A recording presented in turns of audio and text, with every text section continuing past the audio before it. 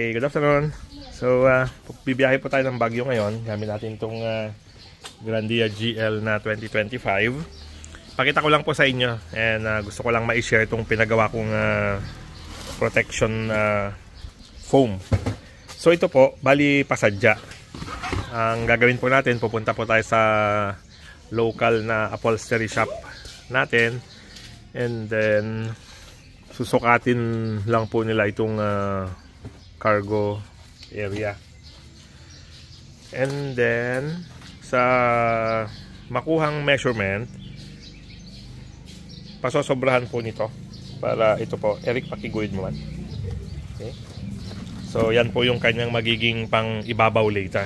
So, ang main purpose po nito is to protect yung sidings na tatamaan ng mga bagahe pag nagbibiyahe na. So, let's say ito, and then sa sides, and then yung harap ng upuan. So, yan po ang main purpose. Hindi ko lang po matandaan kung magkano ang pagpapagawa, pero parang nasa 4,000 po yata. Mga nasa 3,500 to 4,000.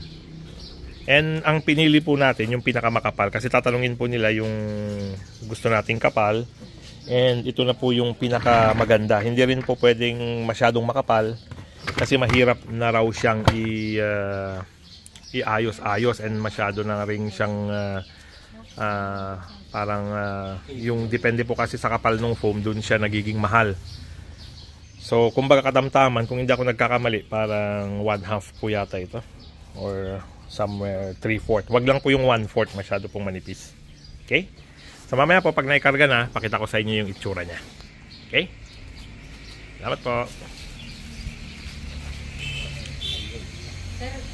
Okay, so hinaantay na lang po natin yung mga final na ikakarga, then saka na natin po siya mafa-final dito. So itong tubig temporary pa lang po kasi sasayaw po yan. And then po.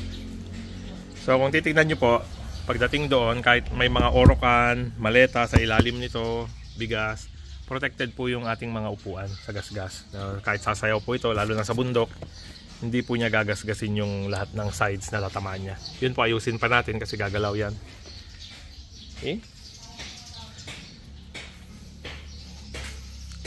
Ang iiwasan lang po natin dyan yung kakargahan ng mga nakakapunit na bagay. Pero pag let's say napunitan po ito, ang solution po will be balik na lang sa upholstery. Lalagyan na po nila ito ng parang tapal ng tela din, ng synthetic leather. Then raragbihan lang po. Yun na po yun. Okay?